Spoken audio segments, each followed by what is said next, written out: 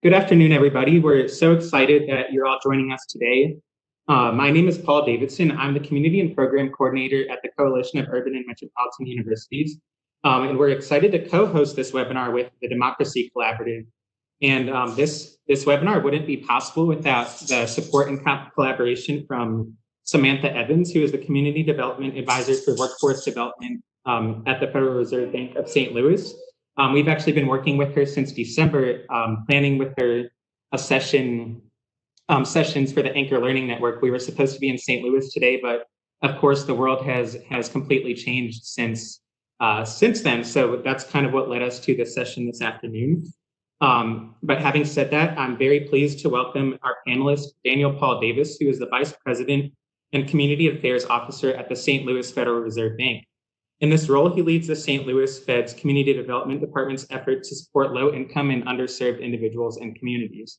And I'm going to put a little bit more detailed bio in the chat function, so you'll be able to see a little bit about his graduate studies and different things, but we're just excited to get this going. And I would want to remind everyone to please utilize the chat function and the question and answer bar.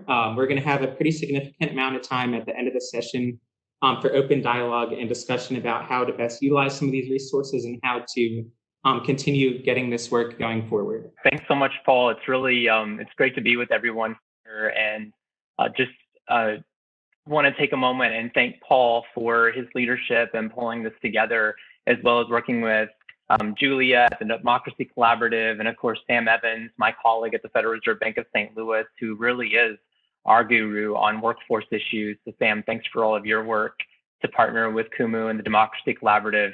It's great to be with you all today. I just want to take a moment and acknowledge the unique place and time that we found ourselves today, just with what's going on around the country. I know a lot of us are coming into the conversation feeling heavy, and I think that if we're not feeling heavy, then we're probably not paying close enough attention to what's going on around us. For a number of reasons. And today I'm hoping to talk about, or plan to talk about, the impact of COVID-19 on communities. But I think much of this presentation has implications for broader things going on in the environment. And so maybe there'll be an opportunity for us to engage in some dialogue around that as well. Just a quick run of kind of how I intend to share information today with you. There's a couple of things that I want to take some time to talk about, or I've been asked to talk about by Paul and Julia. I want to share with you a little bit about the Federal Reserve and how we are engaged in communities around the country, many of those right in your backyard. I also want to share a little bit about a survey, a national survey that the Federal Reserve has conducted with communities around the country, and where we are trying to understand really the impact of COVID in communities, especially in lower income communities. And then I want to talk a little bit about a Federal Reserve resource that we have that focuses on investing in America's workforce. And I know so many of you are deeply engaged in that, with both your relationship as universities in educating individuals, but also in being good anchors in the communities where you find yourselves as well. So I'll talk a bit about that and perhaps share along the way some Federal Reserve resources that might be interesting for you. And then of course, dig into any questions that you have. And as Paul mentioned, we'll try to save as much time as we can for that. We're going to take a look at this next slide, and it really is just something that if you've ever heard anybody from the Federal Reserve speak before, this is common talking points for us. So just important for me to note with you that I speak for myself and just for myself. So the comments and the thoughts that I'm going to share with you today don't necessarily reflect the views of the Federal Reserve Bank of St. Louis or the Federal Reserve System. They are my own. We'll go to that next slide, Paul. So if you're not familiar already with the Federal Reserve, we are the central bank of the United States. We have responsibility for monetary policy, which you can think about that as maintaining full employment or maximum employment in the United States, as well as maintaining stable prices. We're also responsible for the supervision and regulation of banks. So trying to make sure in a couple of ways that the money that is kept in banks, that it's safe and secure. And then also that banks are being responsive to consumers by ensuring that there's fair access to credit, and that banks are meeting their obligations under the Community Reinvestment Act, which is essentially asking banks to to invest or to lend or provide services back into their community at a proportionate rate they're receiving deposits from that community. And so we're engaged in the supervision and regulation of banks. And then also we help maintain the nation's payment systems. What a lot of folks may not realize is that there is a community development function within the Federal Reserve that's working very hard to promote economic resilience and mobility for low and moderate income and underserved individuals and communities. And the way we think about that at the Federal Reserve, as an institution that's focused on economic growth, we understand that economic growth doesn't always happen proportionately in every neighborhood or every region or every household. That just because the economy is booming doesn't mean that everyone is experiencing that boom of the economy. So the group that I get to lead for the Federal Reserve Bank of St. Louis, and I have strong partners at the other Federal Reserves around the nation, we're truly thinking about what are those levers that can be pulled, and what are the drivers or the opportunities that we might be able to help communities look into or investigate or pursue that really could help build the economic resilience and mobility of individuals and families. The resilience piece is something that we're focused a lot on right now with COVID-19. This idea of resilience being that families, communities can withstand economic shocks that come their way, and we've not really experienced an economic shock quite like the one that we're experiencing as an effect of COVID-19. So those are very much salient conversations that we're having right now around the country. And then mobility, this idea that we can help individuals or communities or neighborhoods be able to move up an income ladder and be able to experience and participate at a greater degree within the economy. So you'll hear me talk a lot today probably about the importance of a more inclusive economy. We truly do understand and realize that an inclusive economy is a growing economy, and a growing economy is an inclusive economy. And so we're working to help foster an economy that works well for more individuals.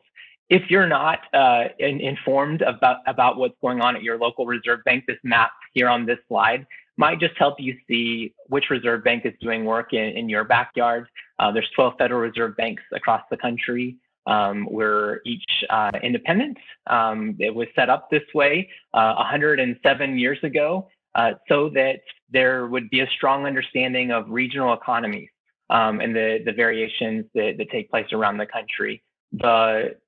When you hear the Federal Reserve talked about on the news, it's probably in response to the Federal Open Market Committee gathering to make decisions on interest rates. And so that's the presidents of the reserve banks getting together with the governors at the Board of Governors in Washington, D.C. If there's questions about what that's like, I'm happy to unpack that further, but that may be enough without getting into too much minutia right now. Paul, let's go to that next slide.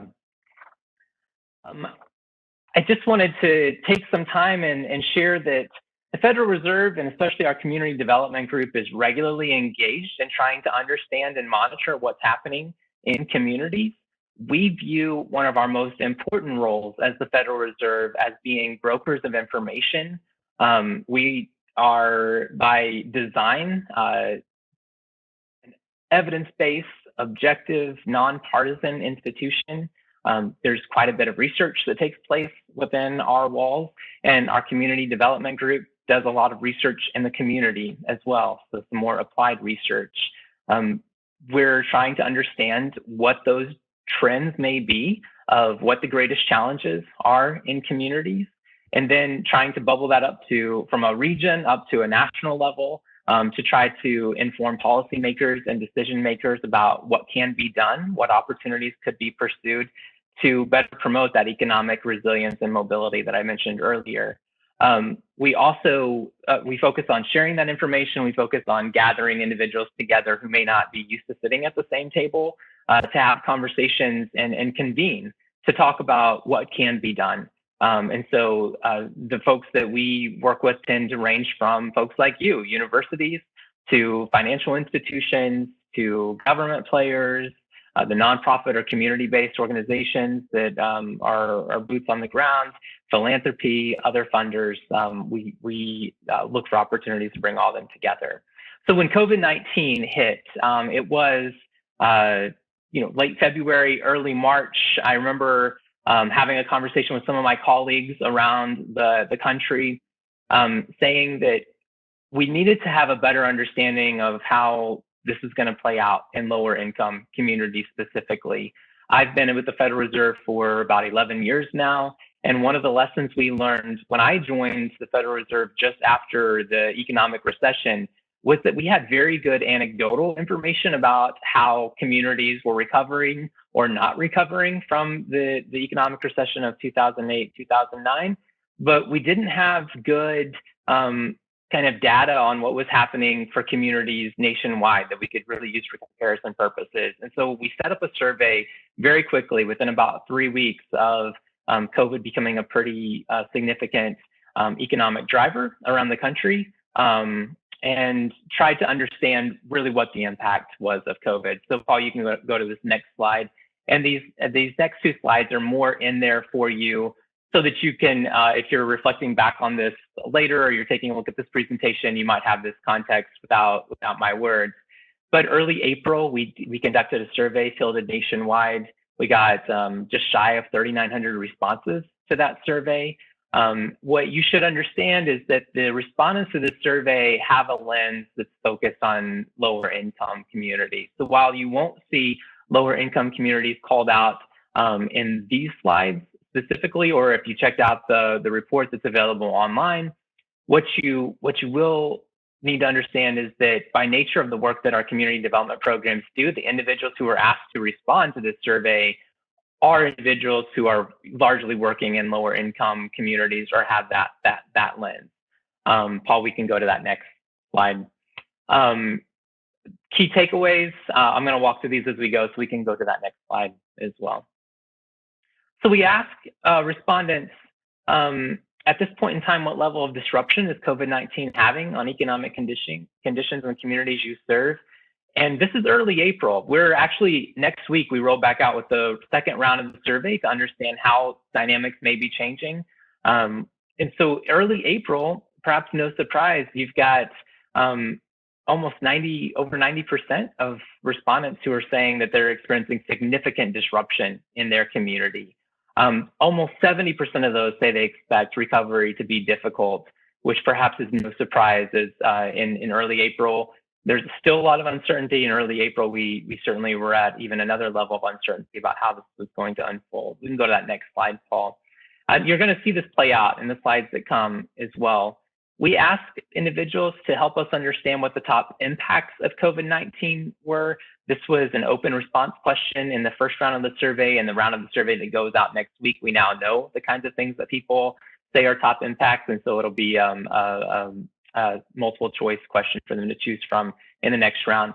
But I think perhaps no surprise here too, you can see from left to right what the greatest impacts were. Income loss was overwhelmingly the greatest impact that our respondents and survey takers indicated was having an impact on their communities. So income loss included the loss of jobs or self-employment, the inability to service debt and pay bills. They also told us about the business impacts. So we know, as we've been watching what's happening in the economy, just the idea that businesses were closing down, there was revenue loss, supply chain disruptions, and specifically calling out that small businesses especially were vulnerable. And even within small businesses, those businesses that were owned by minorities, they were even more greatly impacted. Health concerns are certainly brought up, and this is important for us to acknowledge that the Federal Reserve has been pretty clear to say that the challenges we've experienced in the economy are a result of a health crisis. The economy was strong before COVID-19 hit, and so the impact of COVID-19 on the economy long run is going to depend on how long this lasts. But you'll see in some of the slides that follow, information gathered here, as well as information gathered by our economic research department, really points to the potential for a very slow recovery when things do return. And then basic consumer needs, individuals having difficulty finding access to food or housing. I've called out here a very specific something that our survey takers noted for us, and that is that among all of these categories of impact, it's important for us to understand the effects on vulnerable populations.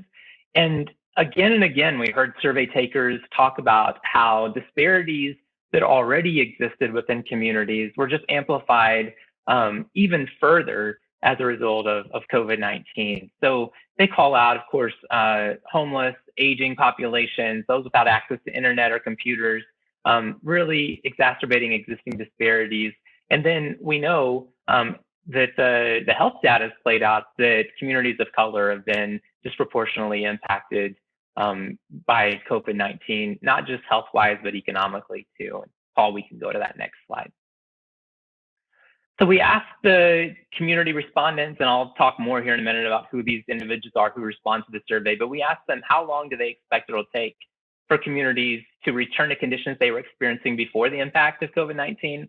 So here, we're not trying to get us to reimagine a new economy that's working for everyone. We're just saying, let's get back to February 2020. What would it take? And you'll see that the highest response getter is more than 12 months. So 35% of our survey takers say that it's going to take until at least the spring of next year to recover.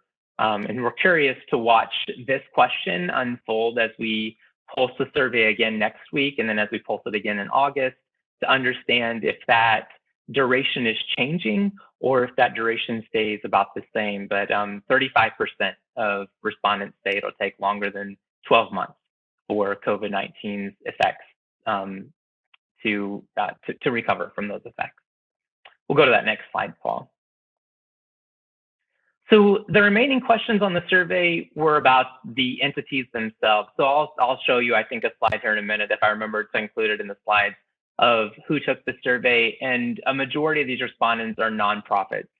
So keep that in mind as you're looking at this. I think 64% of respondents were nonprofit entities. So we asked them about their organizations themselves, what's happening for them. So at this point in time, what level of disruption is COVID having on the entity you represent? And you'll see that over 70% of survey takers say that there's a significant disruption. 40% of those expect the recovery to be quick, which I think is, I was surprised by that. I found that refreshing that 40% thought that it was going to be a quick recovery, but 30% of those respondents indicating that recovery was going to be difficult. We can go to that next slide, Paul. We asked them about the specific changes that they're experiencing for their organization. So demand for services tends to be increasing. We're curious to track this over time, of course, to see how this plays out in the next survey, this pulse next week. But demand for services is increasing, ability to provide services is decreasing, staff levels are staying about the same, expenses staying about the same, but then you see that anticipated increase and increase aren't too far behind. Fee for services, no big changes. Philanthropic funds, actually an anticipation that there could be a slight decrease, with some folks indicating no change. It's going to be interesting to see how this is playing out, right? Again, as we move on with the survey, and then government funds and anticipated increase there. In the next iteration of the survey, we're trying to gauge a couple of different things where we'll have better intel on like breaking out philanthropic funds from corporate donors, individual donors, to foundations, to try to understand kind of who's being responsive, who's playing a role in communities, and trying to also understand demand for credit or applications for credit and how that's looked for these entities as well. We can go to the next slide, Paul. So here we asked them how many months their entity could operate in the current environment before exhibiting financial distress. And you'll see 25% said less than 3 months. So that gets us to July. 26% said 3 to 6 months. So that gets us to September. So I think for policymakers, especially, or decision makers, or anybody who's got power to influence what's happening in these communities, to keep in mind that especially frontline service organizations, they are vulnerable in this environment that we're in, and so whatever we can do to support them, I think, is going to lead to stronger support for the economic resilience of the community as well. We can go to the next slide. So again, 64% of the entities were nonprofits that responded to this. you'll see that there was a good mix of urban, suburban, and rural respondents. We've done some analysis to try to break down if there's very much variation between what's happening in rural and urban. And surprisingly, there's not much variation in the impacts, or at least that's what the survey takers are telling us, or telling us at the snapshot at the beginning of April. They work on a variety of issues. So you can see that housing, workforce, small business, just a number of issues that they're working on. And then this next one, I was really pleased by that over 70% of the survey takers were direct service providers. And in our testing of the survey, this was an important question for us to ask, because we found in the testing of the survey before we conducted it, that those who were direct service providers tended to have solid evidence of what's happening on the ground, that they were seeing the impact in the community, and it was less theoretical what they were seeing. And we can go to the next slide, Paul. And the responses came from nationwide. So we have every state, every territory had representation in this survey. Individuals who responded could mark more than one state. And so there was good coverage across the country. We'll go to that next slide. So with that, I really wanted to pivot a little bit and talk about investing in America's workforce. This is a pretty significant, and Paul, you could advance maybe a couple of times here to get this slide to just fully fleshed out. Yeah, I think that's going to do it. Thank you. So a lot of what we've talked about when it comes to, promoting economic resilience, promoting economic mobility, is having a workforce that is engaged and having a workforce that really includes everyone. So we've got a resource. There's an entire website that's available for you. It's investinwork.org that has a number of resources up there from across the Federal Reserve System. But I want to talk just for a few moments about a 3-publication book set that we put out last year that talks about investing in workers, investing in work, and investing in systems for employment opportunity. And it is a quite a sizable read. So more than 100 authors contributed to this publication. And I just want to pull out 7 snapshots that stand out to me, and I think are especially relevant for us in the environment that we find ourselves today. So we can go to the next slide, Paul.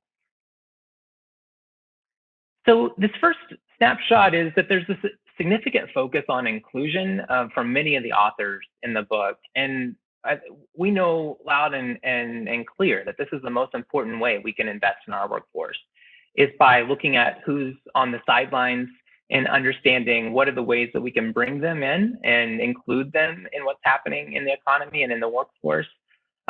Also, something I always preach is disaggregating data as much as possible. So like with unemployment data, trying to understand, especially for a specific community, if we can pull out how unemployment is impacting individuals from different demographic backgrounds, I think that's going to help us understand how to target and be more inclusive in our work. There's a lot in the book on inclusion by race, inclusion by disability. I want to talk for a moment about just some of the key takeaways that pop up in the book when it comes to inclusion. And some of these are called out in a chapter written by a man named Brian Dabson, who's done a lot of work on, he used to head an organization that was called CFED. Now it's called Prosperity Now. You may be familiar with them. And he now focuses a lot on rural America, but I find his content on rural America to be so relevant for just inclusion in general. And so I wanted to call out a couple of those things. So Brian talks about the importance of meeting people where they are when it comes to including them in the workforce, and talks about remote learning opportunities, because it's not easy for everybody to get to a classroom. We know that in this current environment, that's played out significantly, but I'm sure you see that in the work that you're doing at universities around the country as well. So meeting individuals where they are. Talks a little bit about competency-based learning, and this is a theme that you'll see pop up in a couple other sections of the snapshots as well. But this idea that what kind of skills are we actually passing on to individuals and building for individuals so that they can be included in the workforce? And that at times, the focus on the skill itself is more important than the degree. So we know we've got within the Federal Reserve System another resource that's available that I'd encourage you to check out. If you Google opportunity occupations, and the Federal Reserve resource will come up for you. It's really focused on understanding that a majority of middle skilled jobs in this country don't even require a four-year college degree. So what are the skill sets that we're building for individuals to move into those middle skill jobs?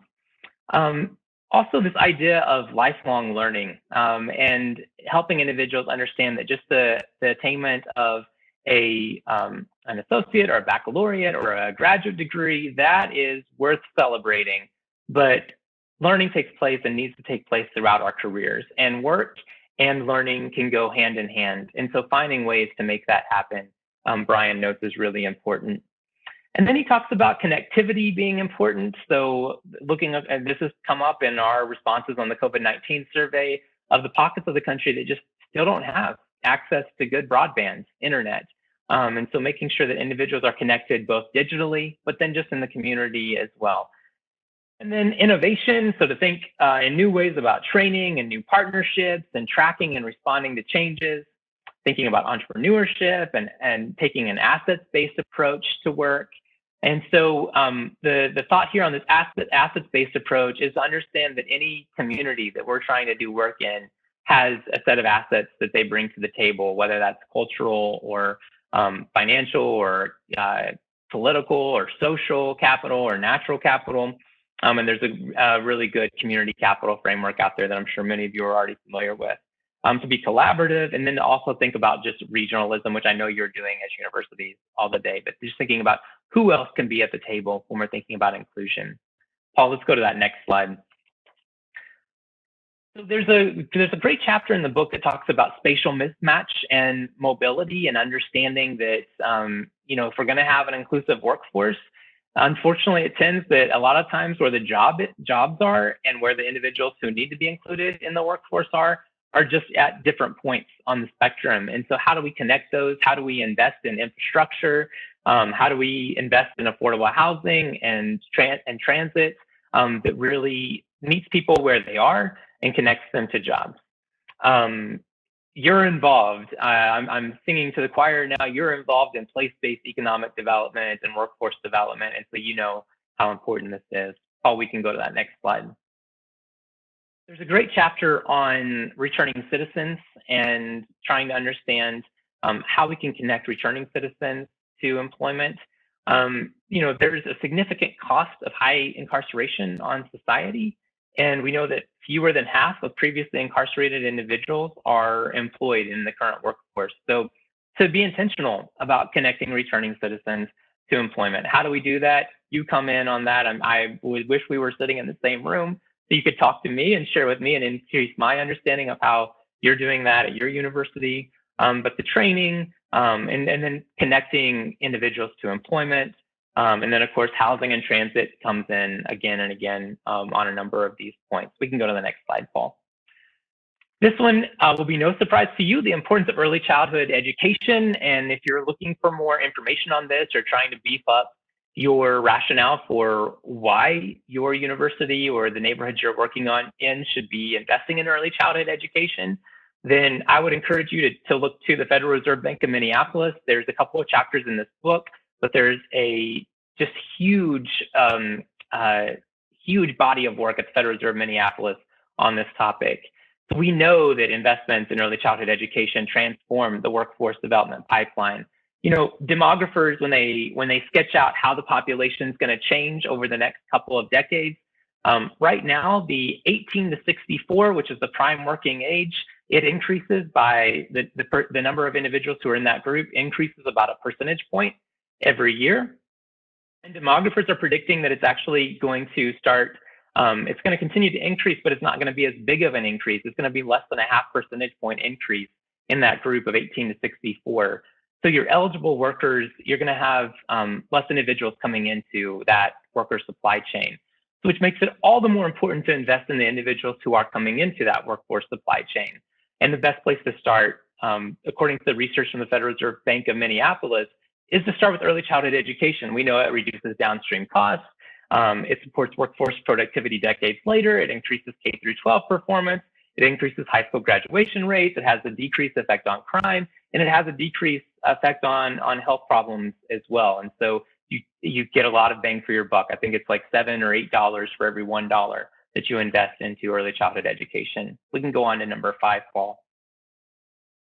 And here you may already be aware of the great research that's out there on HBCUs, historically Black colleges and universities, and how they influence labor market outcomes. I wish I had a couple of additional panelists sitting with me who could talk about how HBCUs get it right, especially when moving the needle on creating a more inclusive workforce. But we know that there's a lot we can learn from them in their relationship that they have with the community and building pathways to economic opportunity. We know through some research that's been done that I think it looked at 5 HBCUs in Georgia and said that graduating from that HBCU would actually increase your ability to move up 2 rungs or 2 quintiles on the economic income ladder. That was a significant outcome of graduating from the HBCU. So there's a lot to be learned there. I'd encourage you to check that out. I wish I had more time to talk on that. Let's look to snapshot 6. Here, many of you probably partner with a LISC, Local Initiative Support Corporation. There's some good work that points to community-based solutions to shape the workforce. So as you know, and I feel like I'm singing to the choir again, that there's so much of the response to a community needs to be grounded in what's happening specifically for that community and not in just a blanket response that applies to all communities.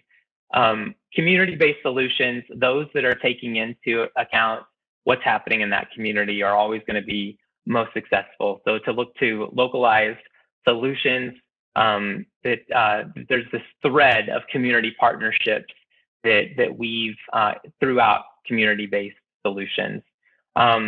Aligning financial well-being with credential building and matching employment to job, some of those things that we've already mentioned about creating a more inclusive economy. And we can go on to this last snapshot. So understanding how the social determinants of health actually boost labor force productivity. So if we want to bolster labor force productivity and inclusion in the workforce, essentially what the research tells us is that we would be silly to only focus on labor force metrics to try to do that. So we know that poverty, early childhood education, health, they're all strongly correlated into an individual's long-term economic success.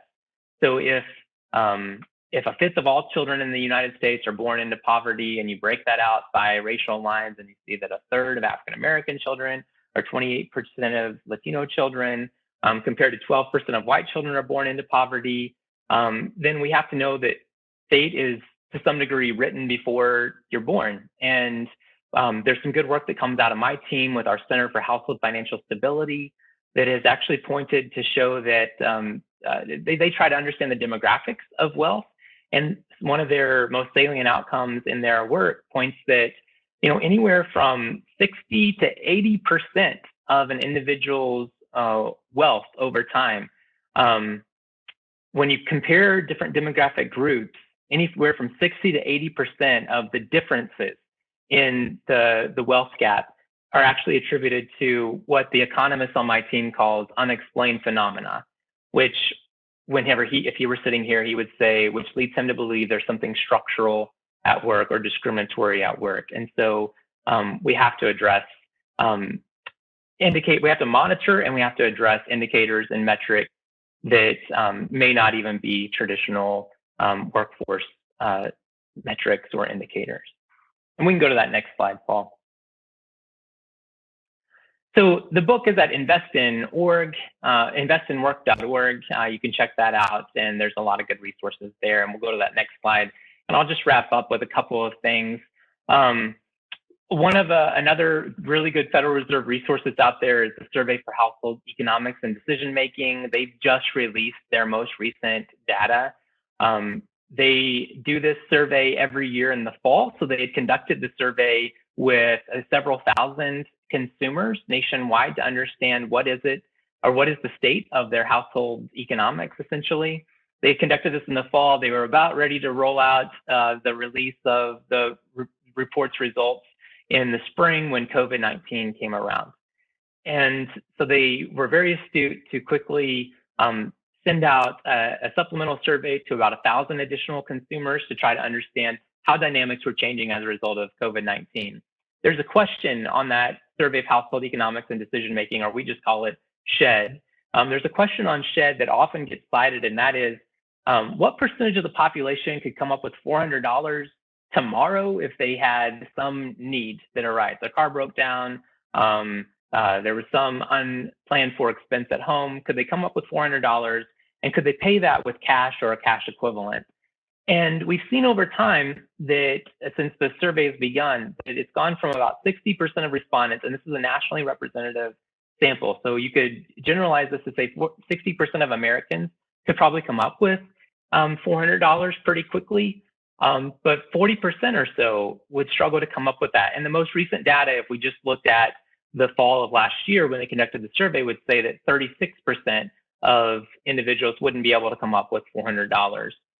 When they did the follow-up survey in the spring, in April, to try to understand how COVID was playing out, that really jumped to 64% of individuals wouldn't be able to come up with $400 very quickly. We know that some of that was because of the large number of individuals that have been laid off from work or have lost their jobs.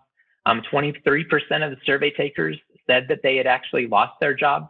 Or no, I'm sorry, said that their income had gone down between March and April. And so we know that's having really real effects in the community. And their ability to pay bills is going down as well. So 16% in 2018, 18% last year said that they could pay or were not able to pay all of their bills. In March or April, when the survey was conducted, 35% said they weren't able to pay all of their bills. So just to understand the very real effect that COVID-19 is having in communities that are already vulnerable, but especially communities that may be around your institutions where you're working, or communities that may be sending students to your institutions where you're working, just like helps me understand and reiterates how important it is that institutions like yours truly view themselves as anchors in the community. And I'm so thankful that folks like CUMU and the Democracy Collaborative are partnering with organizations like yours to truly be anchors in the community. I've seen this play out in our work. I've seen this play out in the cities where we're deeply engaged, that when the universities are involved, it really creates traction for impact. And so thank you for giving me the chance to share a little bit about what the Federal Reserve's up to. I'm happy to take some questions if there are any. I want to thank Daniel for taking the time to share his insight and share these really valuable resources with us. I'm going to open the chat now to see what questions have come up. And it's actually, sorry, I'm trying to make sure I can read all of them, but it's pretty small on my screen, so just give me 1 second. Scroll to the right spot.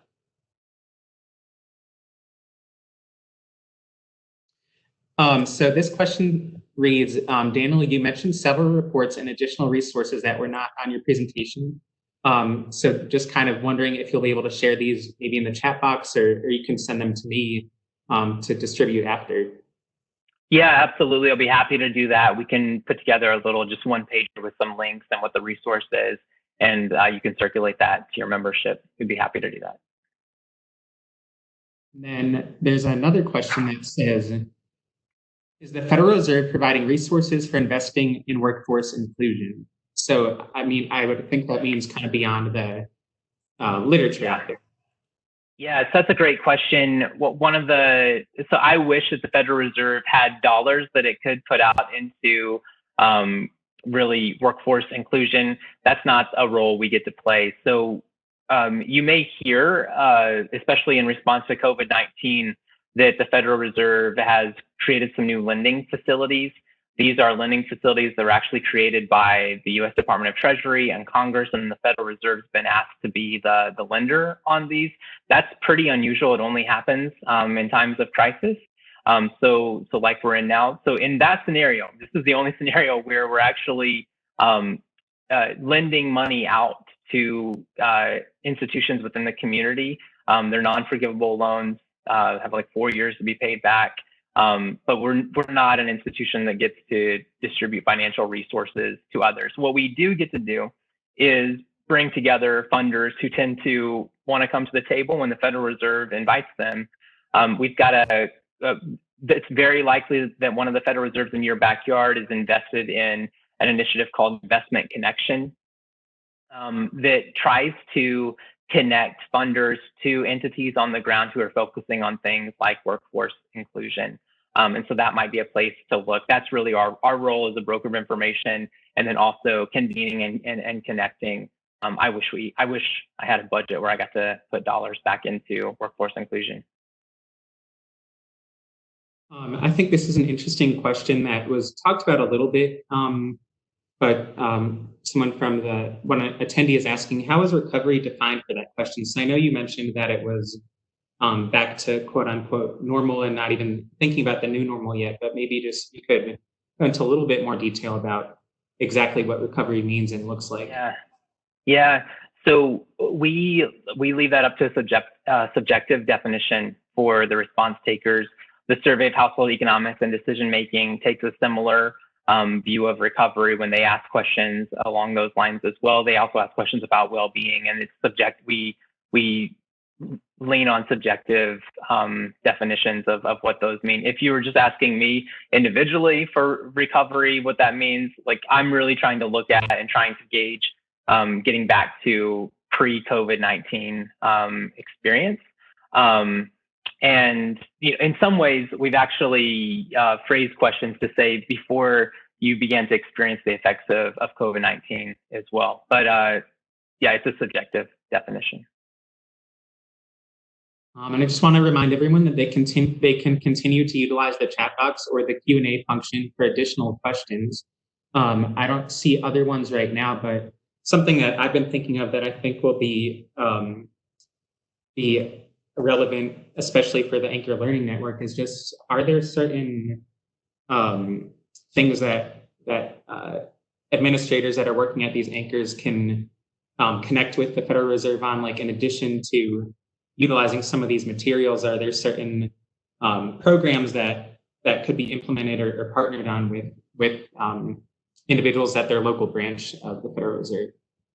Yeah, so I think the big opportunities are when it comes to the Federal Reserve System, and there's going to be some strong similarity between different Federal Reserve banks.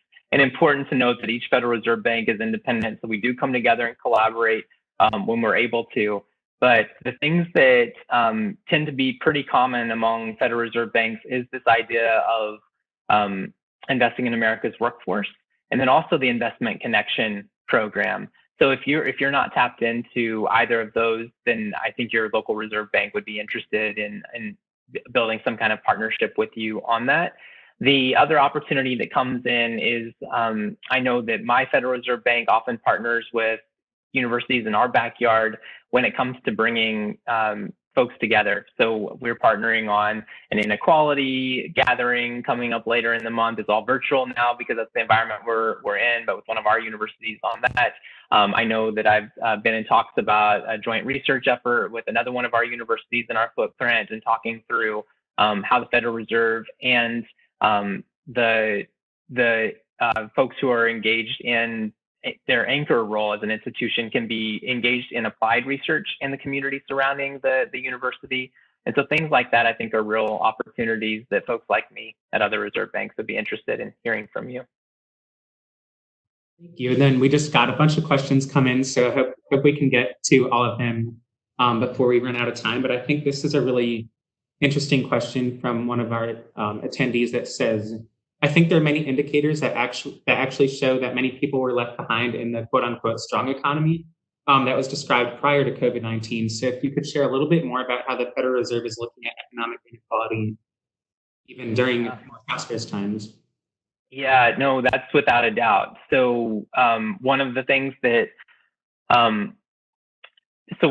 we're deeply engaged in communities that had not experienced any economic recovery in the 11 years of economic growth that the nation had not gotten back to pre-economic recession levels. And in some way, we were really fortunate to be in a strong economy where Federal Reserve resources could focus on those communities that had not experienced any of the recovery. So the way I think about this, I'm always thinking about, and Sam on my team, who's our workforce person, would be thinking about this too, always thinking through who's on the sidelines right now and how can we identify who's on the sidelines of the economy and why are they on the sidelines. So I tend to look a lot at labor force participation rates and try to disaggregate that and understand what's happening in communities and try to not only disaggregate, but also localize that data as much as I can, so that I can get down to a county or a zip code level and understand who's on the sidelines in that environment. So that's something that we're talking with communities about quite frequently. I know that one thing that Sam often talks about in her work is just the individuals who are disconnected youth, or Sam likes to say opportunity youth, those who are between the ages of 16 and 24 who aren't in school and they also aren't in the workforce. So how can we engage them? How can we make them feel included in what's happening in the economy? A lot of that work that my research folks are trying to do, or my analytical folks are trying to do, is actually get on the ground and understand, you're not participating in the economy, why? And some of that is, I don't have transportation to get there, or the jobs aren't, I don't have the skill set for the job. Some of that is I choose not to work. But oftentimes, more than not, it's because there's just been just a year after year after year pattern of being excluded from the workforce. And so that's the reason for not participating, because it's been deliberate exclusion for certain populations from the workforce. So we're having conversations about that regularly. We were having conversations about that when the economy was good. Who is on the sidelines? And because one thing we were hearing when the economy was good was we can't find individuals to fill jobs, right? I'm sure you were hearing that in your communities too. There's a shortage of a skilled workforce. And so the conversations we were having were with employers to say, take those who are already in entry level positions, train them to go to those middle income positions, and then backfill with the individuals who are on the sidelines, and then invest in those individuals who've come in from the sidelines to fill those entry level positions so that they move up, and then you backfill with those who come behind them. It takes changing the way we think about the workforce from posting a job and saying who's there, and communities coming back and saying we can't find anybody in our community who's qualified to take this job, to saying how do I build this in my region, in my community? What are the pipelines for that? That requires those community-based solutions that I talked about in the snapshots of being connected to the community to truly understand why is it that individuals may be on the sideline. Thank you for sharing all that. And I just want to kind of plug for the Opportunity Youth work. Many institutions across the CUMU network have been working with Opportunity Youth for several years now. And we actually had a webinar 2 weeks ago that went over different ways to help best serve Opportunity Youth with workforce and higher ed and just social emotional development. So I was excited to hear that. And then we have a couple questions that are pretty related. So I'm going to try to combine them for you so we can try and get to all aspects of them. So part of it is some of the questions have to do with the primary role that you see a university playing in the process with supporting workforce development, and maybe if you have some examples of connection, and then either with the Federal Reserve Bank in St. Louis or beyond, and then maybe if not the Federal Reserve, are there other workforce development agencies that universities should be thinking about connecting with going forward? Yeah, those are good questions. So to start with, kind of what's the role of the university beyond kind of traditional things that you would think about in terms of educating a future workforce?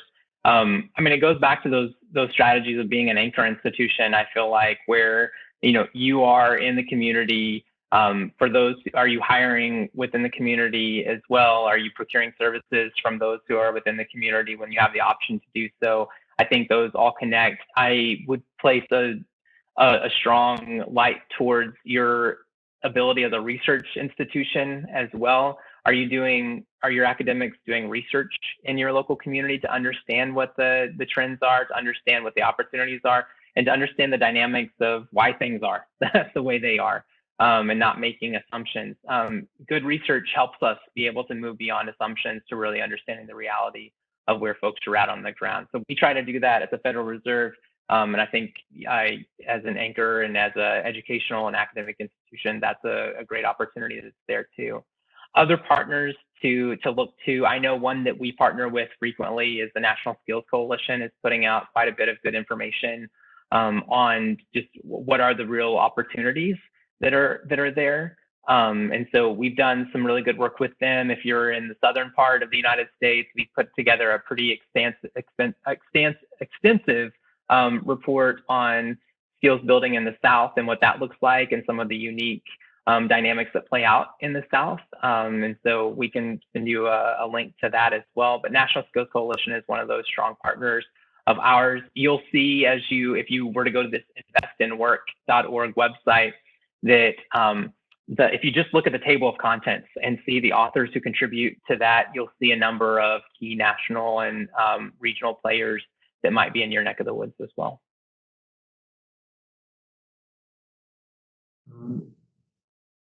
I don't see any other questions coming in, but Daniel, I did want to offer you a couple minutes if you had any closing thoughts, and then if any other questions come in, we'll try to get to them at the last minute. Yeah, I just say thank you for the work that you do, because you are one of those huge entities that's on the front lines of what's happening in communities. And I know by you being involved in this coalition or with the Democracy Collaborative that you're seeking to take your role in the community very seriously. So thank you for the work that you do. We need you in the communities, and it's so valuable, the role that you play. I think I've seen pop up maybe in a little bit of some of the chat, just some of you are looking for specific people within the Federal Reserve maybe to connect to. And if you've had a chance to look at another Reserve Bank's website and that's not obvious to you, don't hesitate to reach out to me, and I'm happy to help make connections between you and your local Federal Reserve Bank as well. So any way that the Federal Reserve can be a good partner to you and a good ally, don't hesitate to reach out. Thank you for the opportunity to spend some time with you today. And I just wanted to echo my thank you to Daniel for presenting today. I think these are some really valuable resources, and it's also just important to note that the goal is not to end the conversation today.